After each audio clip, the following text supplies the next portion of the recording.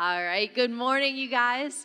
That weather outside is just amazing, right? We talk about Minnesota ice in this series, and that Minnesota ice is starting to melt away, and hopefully starting to melt away with us too. There's a few people, it looks like, that I haven't met yet, and so if we haven't had a chance to meet, my name's Caitlyn, and I'm one of the campus pastors over at Bethel University, and I'm so excited to get to have a chance over these few weeks to spend time with you while Pastor Phil recovers. So I need you to know something about me. I feel like this has been like a little bit of a confessional on Sunday morning so far, just because you don't know me, I don't know you yet, so feel free to tell me all of your deepest, darkest secrets as well. But I know just enough about sports to be dangerous, right? Like, I don't know a lot about sports, but I know enough about sports to be like, yeah, we should totally go to a game. Oh, man, I love the Saints, all of that. But what I don't know is I don't know enough about sports to actually be a fan of any team, which has become a little problematic working at a college campus, because I think it was like the first week of me being on the job, and like these two guys come to my office, and they're like, we got to know. And I'm like, all right, what do you got to know? They're like, we got to know Vikings or Packers. And I was like, crap, and so I said, the Bears, right? Because that just felt like a really good neutral option. And it was the only thing I could think of in the moment, so I said the Bears. But then what became problematic was like every Friday that I would run into them in the cafeteria, they would be like, it's going to be a good game this weekend. I was like, absolutely. It is who we play in, you know? And it got so bad that we were getting closer to playoff, and they would be like, oh, this weekend's game. And I was like, this weekend's game is about right, you know? So it really taught me like this moment of humility that I don't know sports. And so this past weekend, I'm at the Super Bowl party, you know, and some of you guys might have had your own little Super Bowl gatherings, and I'm like sitting there watching it like I know what's happening, you know? And the guy next to me had placed some bets, and so he was like, oh, if he makes 13 yards, I was like, I hope he makes 13 yards. I don't know how long 13 yards is. I don't know how he runs the 13 yards. And then they were like, he ran back 1 yard. I was like, it works that way too? Like football just became a math problem, you know? So it was really confusing for me, but not as confusing as football was for my friend Adrian in seminary. My friend Adrian, he had immigrated from Liberia to go to seminary here at Bethel in Minnesota, and he said to me one day, he's like, I just watched football. And I was like, dude, I know, right? Like, mind blown. And he's like, I didn't get it. And I was like, word. I don't understand football. And he goes, yeah, I'm watching it. And I turned to my friend, and they were at US Bank Stadium. He goes, I turned to my friend, and I go, so you guys just watch these guys, like, stand in a circle and talk? Like, that's the game? And he's like, no, that's the huddle. You don't watch the huddle. You watch what actually happens on the field. And Adrian's saying, and I'm like, Adrian, you better just keep preaching here, right? Because it made me get this moment. Like, what we do here on Sunday mornings, it's really important. What we do here on Sunday mornings, gathering together, spending time in the Word together, encouraging each other, spending time face-to-face, that's really important. But the rest of the world typically doesn't see what happens here on Sunday mornings. The rest of the world gets to see what we do on the field. And that's how they judge how the game is going, right? I mean, they don't get to usually get a front row seat into your relationships with each other here in the church, or the really good message on Sunday, or the great worship, or anything like that. The front row seat that they get is to what actually happens on the field. There's an author I love, her name's Amy Sherman, and she puts it this way. She says, our churches should operate less like cruise ships and more like aircraft carriers, right? Not that we come here and we get entertained and we hear a really good message, or we get good music, and even though that's really important, the important part is that it goes out and it launches people into the world to actually get on the field and to play the game. So if all eyes are on us, and when people don't see as much what we do in the huddle, they don't know what the teaching is, some of them don't even know what Scripture says or how we read it together, and they don't see the worship, or they don't see the one-on-one time that we spend with each other, they don't see the huddle, what better demonstration is there that we get who Christ is than what we do in our day-to-day lives? And not even just our day-to-day lives in I have these 8 hours at work, or I have this time at home with my family, but in our day-to-day lives in the way that we interact in the grocery store and at Starbucks, and the way that we interact at the post office or at our mailboxes or with our neighbors or our coworkers or our family, those are the moments when people get what it means to be in Christ. You see, here's what science tells us about the world that we live in now. Loneliness is a new epidemic. I mean, loneliness has gotten so severe and has such negative health consequences that they literally are calling it a loneliness epidemic. People are more lonely than ever. And the health risk of loneliness, it's equal to smoking 15 cigarettes a day. And loneliness, it increases our mortality risk by 26%.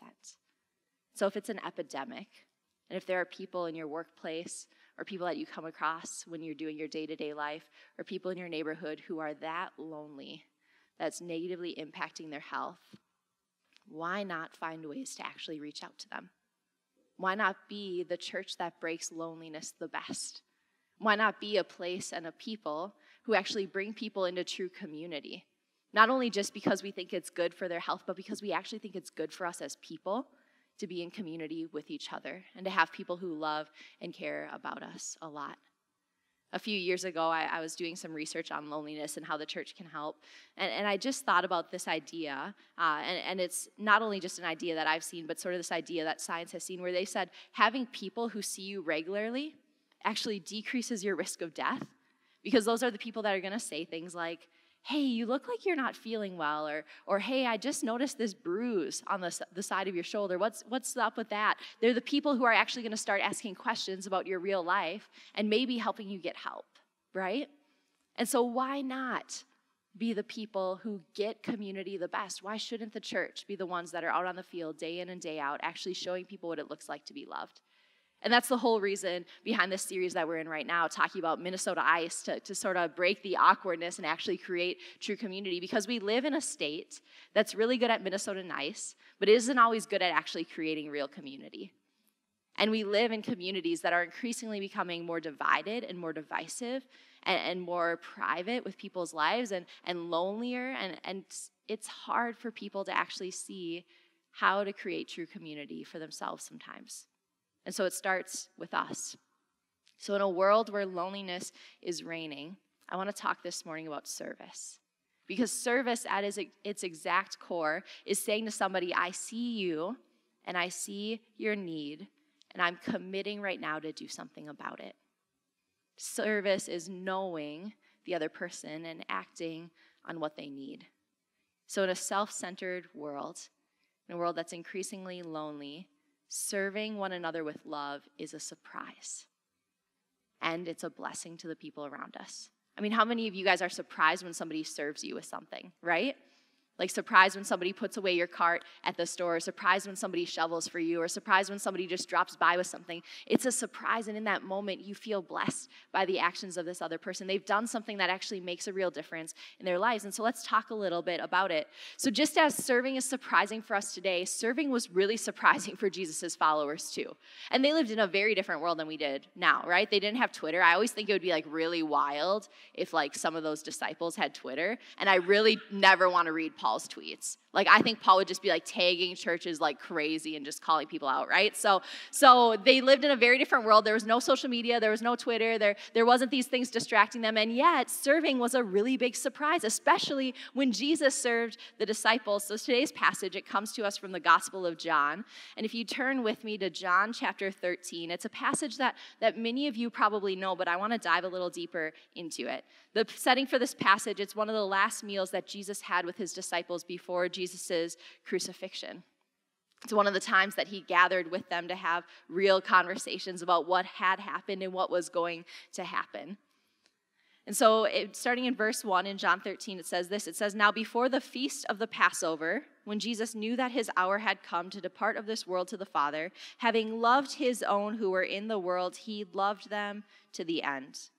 During supper, when the devil had already put into the heart of Judas Iscariot, Simon's son, to betray him, Jesus, knowing that the Father had given all things into his hands, and that he had come from God and was going back to God, rose from supper.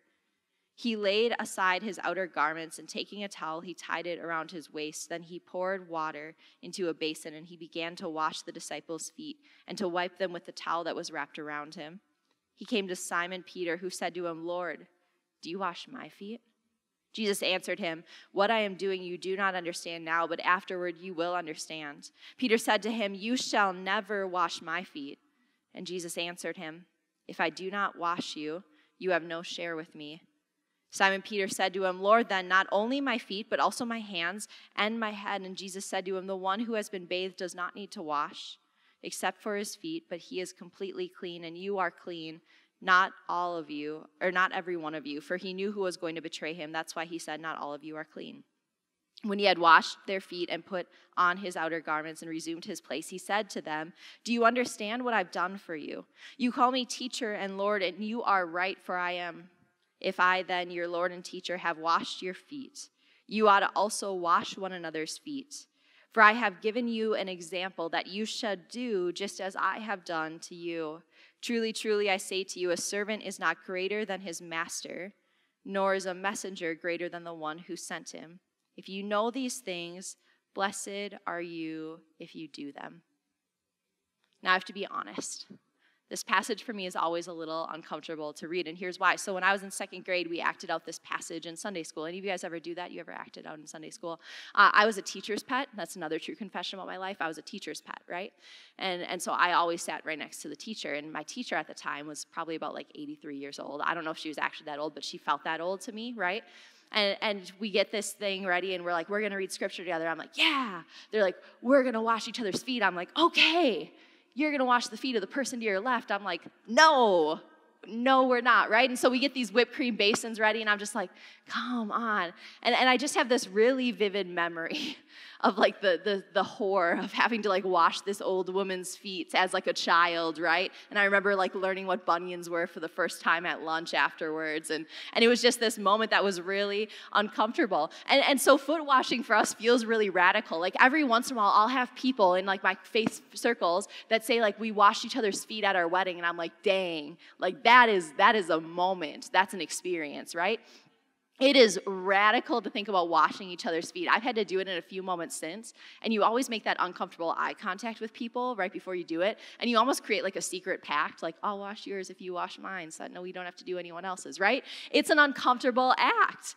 And foot washing in the time of Jesus, it was just as uncomfortable and just as radical. So first, I want you to imagine that the disciples have been on this journey with Jesus, and there's no cars, right? You're not driving cars around, and it's pretty hard for you to go and get a donkey or something else to ride it with 12 people with you. And so they've been traveling by foot, sometimes in homemade shoes and sometimes barefoot, everywhere they went.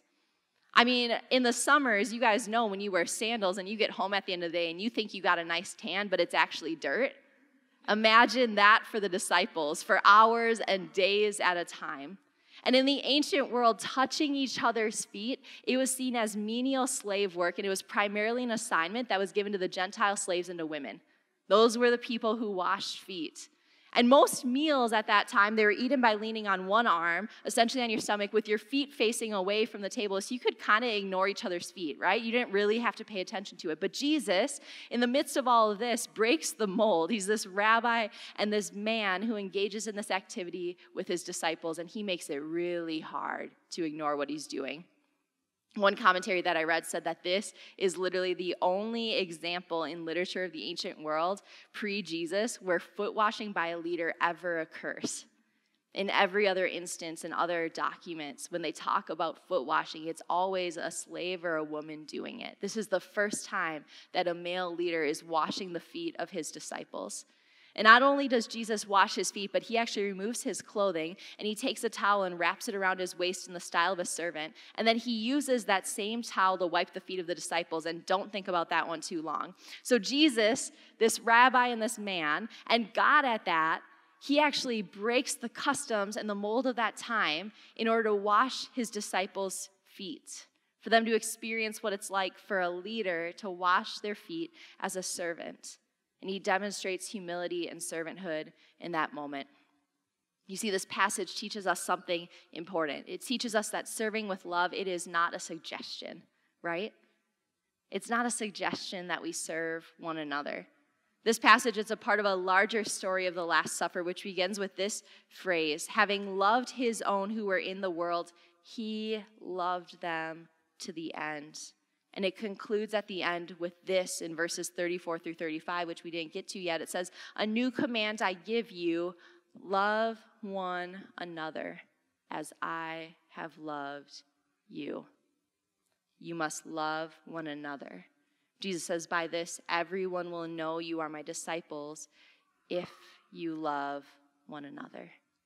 Now, the type of love that Jesus is describing here is the same one that it talks about him feeling and experiencing at the start, that he loved them to the end. That knowing what was coming next, the only thing on the forefront of his mind was how much he loved and cared for this ragtag group he had gathered together.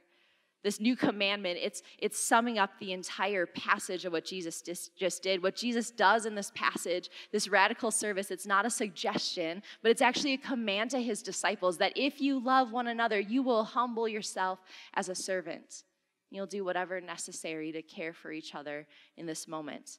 There's no way to explain away service as unneeded or kind of just a benefit of living the Christian life. Service is as crucial to Christian existence as scripture reading, as showing up and participating in community, as confessing to each other and repenting of our sins, and as a personal relationship with Jesus. If we are followers of Jesus, we get out and we serve. And serving with love, it doesn't just mean serving the people that we like. That's easy. That's like easy mode discipleship, right? Like if you want to do discipleship easy, just serve the people you like. And just be friends with the people you like and just spend time in community with the people you like and never be bothered by the people you don't like, right? I mean, that is easy mode discipleship, but that's actually not even true discipleship. That's just the easy way to do life. So whenever we do scripture, a thing I like to do when I'm reading it with people in community is to note who is and who is not there. So in this story, you have Jesus and you have the whole of the 12 disciples. You have Peter and James and John and Andrew and Bartholomew, who they sometimes call Nathaniel, and James the younger, and Jude and Matthew and Philip and Simon and Thomas and Judas, the person that Jesus knows just days later is going to betray him and lead him to his death. And it says that in that passage that he knew what was coming next. Immediately following verse 1, which talks about how Jesus loved his own till the end, it says that the evening meal was in progress and the devil had already prompted Judas, the son of Simon Iscariot, to betray Jesus. So he already knew what was coming, and yet he loved him to the end. A few years ago, when I was talking about this story in some community at the church that I attended before I started working at Bethel, I had a conversation with somebody, and they said, you know, I'd done a lot of research into this passage in seminary, and I came to the conclusion that I actually think that Judas was right next to Jesus, that Judas might have been one of the first feet to get washed. He said, you know, when you look at the story and when you look at the way the story is told in other places, there's just too much evidence that says that Judas might have been one of the first people who had his feet washed by Jesus. Judas wasn't the afterthought in service, but he was among the first to be touched and blessed by Jesus. So here's what I want us to think about for a moment. And I want us to think about this in practical terms, right? We talked last week about how it becomes way easier to love people when we actually think about them practically and not just as my neighbors or my coworkers or my family, when we actually give them names and faces, when we remember who the person is. So think about this for a moment. Who are the people who are most difficult for you to serve with love? And I'm guessing that as soon as I say that, a name might come to mind. Or a face might come to mind of somebody where you go, man, that person, you know, their Facebook posts just irk me. The way they act in the workplace, it just bothers me. They got that promotion that I really wanted. It's really hard at the gym when I run into them because they just kind of get on my nerves. That person in my family, it's been a really painful relationship that I'm still working to repair. I'm guessing names and faces came to mind for you. And the invitation in that is to trust Jesus in the service, to trust the one who showed us and modeled for us what it looks like for us to serve people with love, even when it's people who are just about ready to betray us. Scripture calls it like this. It says that serving somebody like that, it's like heaping burning coals on their head, right? That the pain in that moment isn't yours to bear anymore. You're serving somebody, and it's actually going to be more difficult for them to accept service from you than it is in most cases to give that service. And so how do we serve the people that are most difficult for us to serve with love? The other thing we learn in this passage is that serving with love, it's just as much about heart as it is about our actions. So as Jesus radically serves the disciples, Peter objects. This starts in verse 6 if you want to follow along. He says this in 6 through 10. He says, Lord, do you wash my feet? Jesus answered him, "What I am doing you do not understand now, but afterward you will understand." Peter said to him, "You shall never wash my feet." Jesus answered him, "If I do not wash you, you have no share with me." Simon Peter said to him, "Well then, Lord, not only my feet, but also my hands and my head." And Jesus said to him, "The one who has been bathed does not need to wash except for his feet, but he's already completely clean. And you are clean, but not every one of you." And so he has this conversation with Peter where Peter thinks it's all about the action, right? Peter is like, "Lord, you're the leader. You're the Messiah. You're the chosen one. You're God. You're the one that we've been following. You're our rabbi. You're our teacher. You cannot wash my feet." He says, that's not even, that's against sort of our moral code. You can't touch my feet as the leader. I should be washing your feet, right? He has this conversation with Jesus where every time that Jesus says, "Let me just wash them. Just give into this moment." Peter says, "No, Lord, you can't do that. And if you're going to do that, then you better wash my head and also my hands too. You should wash my whole body." But Jesus continues to push back on Peter and continues to say to him, "Just let me wash your feet.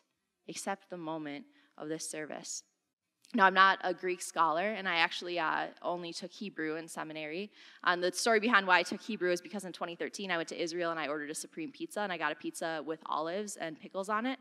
And so I was like, you know what? I'm never going to do that again, so I need to learn Hebrew so I can go and order a pizza, right? So I took Hebrew. I didn't take Greek, but here's what other people who do know Greek have said about this text. It says in the original Greek, the two words that are used here are similar but different. It's this word, this niptime, which means wash, and luin, which means bathed. And in the New American Commentary, this expert in John, Gerald R. Bochert, he says this. He says, "Jesus' play on words thus suggests that Peter misunderstood the meaning of the foot washing to be a mere washing of feet, whereas the washing was, in fact, so much more. It actually refers to Jesus' bathing of the disciples with a new perspective. The purpose wasn't the foot washing. It was what the disciples were learning in that moment about who Jesus is and what they were called to. So when we follow in the footsteps of Jesus' radical servanthood, we follow in a leader who has shown us that there is so much more than the mere act of service in the moment, that there's actually lessons that are being passed on in the middle of the action. When we meet each other's needs and we serve one another with love, we're communicating so much deeper than just doing an action for the people around us. When we shovel a neighbor's driveway, it gives them peace of mind. I learned this winter for the first time, this might be something everybody else knew, but I didn't know. I learned for the first time this winter that shoveling our sidewalks is important because it lets people in our community that have trouble with ability actually pass through our sidewalks. Like it's loving our neighbors to be able to say, "My sidewalk is clear for you to be able to pass by as you go to work or as you go to the store, wherever you go." It gives people peace of mind, and it actually lets people know you care about them. Bringing a meal to a neighbor who lost a relative or a friend, it demonstrates comfort, right? It says, I hear you. Let me take care of dinner for right now. Helping a coworker with a difficult project, in a lot of cases, it demonstrates sacrificial love, doesn't it? To be able to say, okay, this project might be easy for me, or you know what, this is in your job description, but I'll help as a way of sacrificially loving and caring about you in this moment and putting our needs as a company above just my desires. Teaching a family member something new, it gives them knowledge. I've gotten to watch a lot of my generation teach their grandparents to text and use iPhones. And I'm like, you know what though? They didn't have anything like that when they were kids, right? So it might be irritating to go, okay, I have to teach you how to do this, and now you're FaceTiming me, and now it's super confusing, right? It's really hard. But it demonstrates in that moment this desire to say, I want to teach you how to do something to connect with me. I want to give you a new way to actually get to know our family. I want you to be able to get pictures of grandkids, to be able to teach them that task. Serving with care, therefore, it's just as much about our heart in the moment as it is about the action that we're doing. And what we're doing, it communicates more than just a simple action to the world around us. You see, we serve with care. To go back to a football metaphor, I think. We serve with care because we know where we stand in the lineup. We know where we stand in the lineup. The entire passage, it builds up to Jesus' words in verses 12 through 17, where he says this: "When he washed their feet and he put on his outer garments and he resumed his place, he said to them," I just noticed for the first time that it says when he resumed his place. When he goes back to the head of the table where he started, he said to them, "Do you understand what I have done to you? You call me teacher and you call me Lord, which is right, because I am. If I then, your Lord and your teacher, if I've washed your feet, you also ought to wash one another's feet.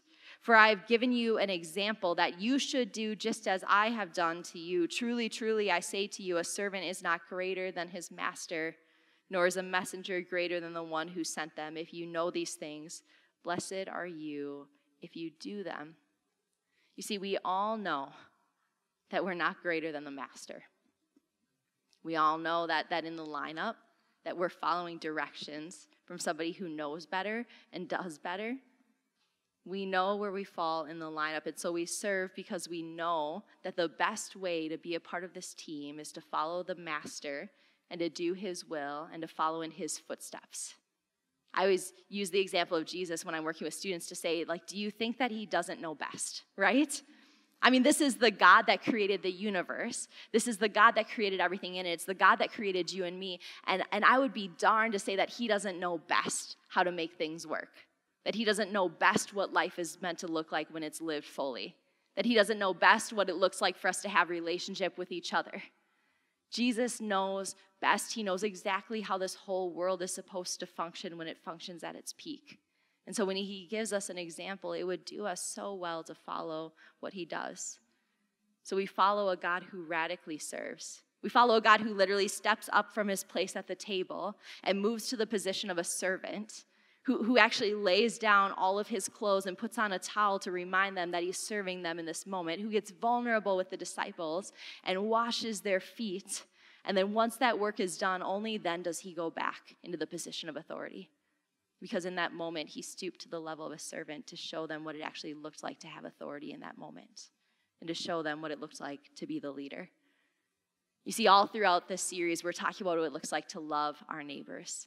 And at the very beginning, I encouraged you that loving your neighbor is as simple as getting to know them. And then last week, we talked about how loving your neighbor is as simple as listening to them. And loving your neighbor can be as simple as serving them too. You see, we have to be intentional about how we neighbor. Because we live in a world where it's increasingly become easier to do things on autopilot, where it's become easier to move into the neighborhood and spend time with your family, and then to go to work and spend time with the coworkers that are like you, and then afterwards to go out and meet up with some friends who are like you. And what does it look like for us to break that mold and to intentionally love the people who are the least like us, or to love the people who are maybe the most difficult to love or get to know? And so I want to encourage you this week to think about some ideas of how you could love or serve your coworkers or your neighbors or your family members, and to get intentional and just do it once. It can be as simple as dropping off a meal or even sending over a recipe. This is a great recipe. I was thinking maybe we could try it. It could be as simple as babysitting, which isn't actually simple. I'm not a kid person. That's not simple. That's hard work.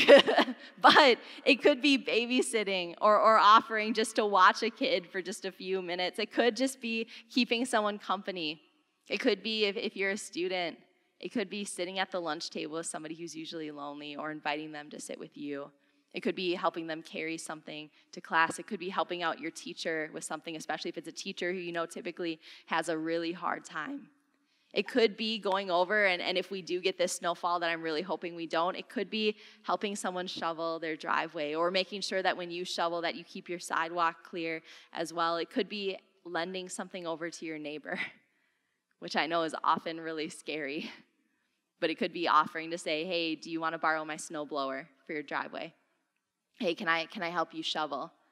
Hey, can I carry up your package? It looks like you might be out of town today. Shoot him a text message or give him a call if you're at that level yet, and say, hey, you just got a package. Can I move it up to your porch? Whatever it might be.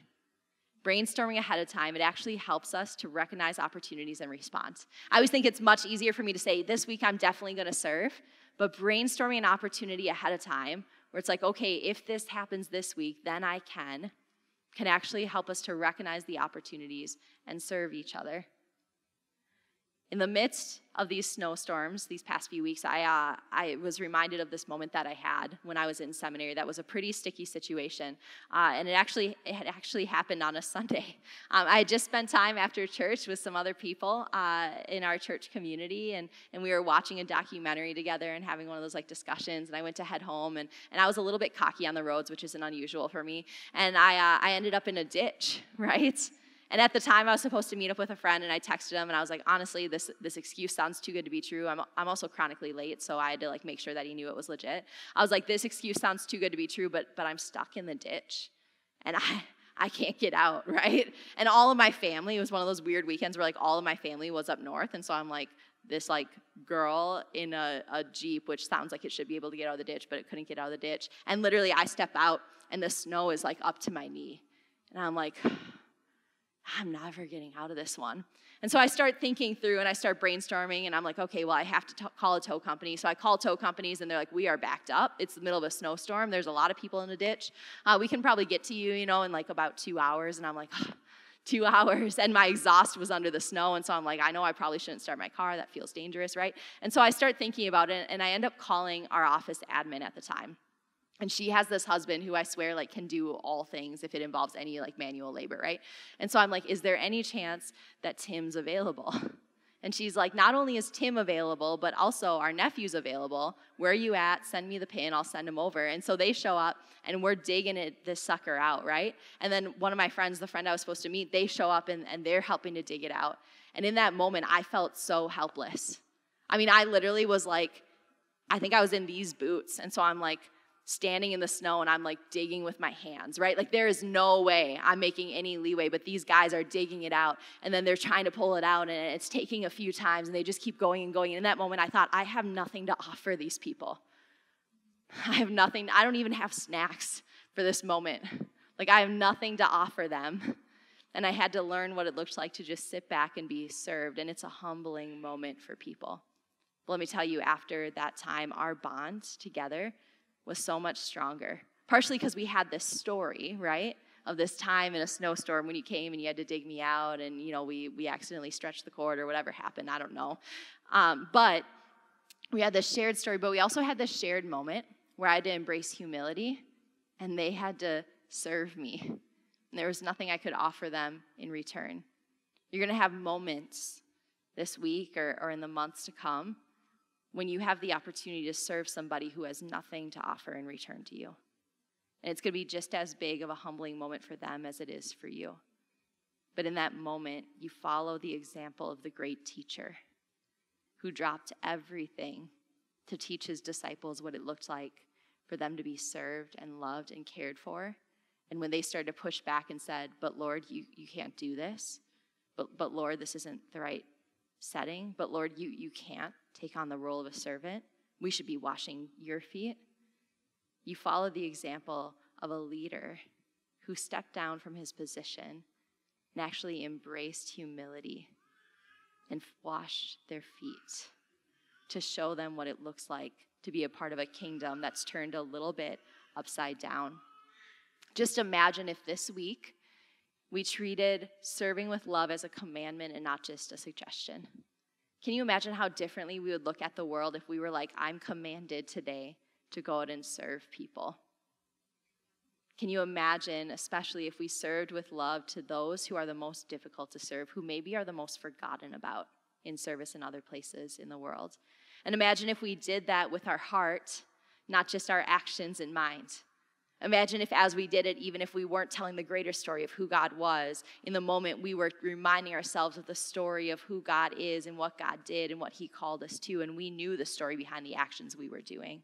Imagine how much more meaningful it would be. And imagine if we did it because we understood who Jesus is, and we understood that in that moment that we had an opportunity eventually, maybe not even in this moment, but maybe in 10 years, maybe in 2 months, maybe in a week, to point that person to a Lord who's not just sitting up on his throne, but is actually down and personal and serving those he loved. Imagine if we got to point to Jesus in a lonely, disconnected world and bring people into community. Imagine the impact that could ripple out from that. You see, the other thing that I don't know a lot about is royals. I did see that Queen Elizabeth has COVID, so be praying for her, right? But I don't know a lot about the royal world. The only thing I know is, like, I had a friend who went to St. Andrews at the same time as Kate Middleton, so it makes me feel famous.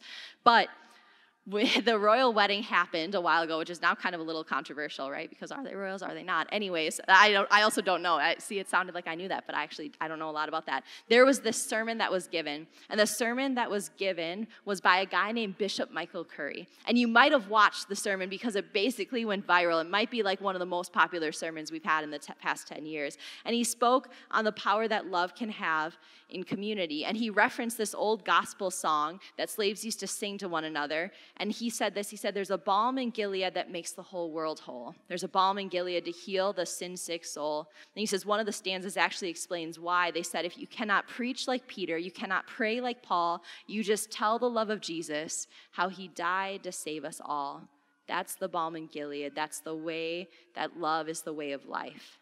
They got it. He died to save us all. He didn't die for anything that he could get out of it. Jesus didn't get an honorary doctorate because he died.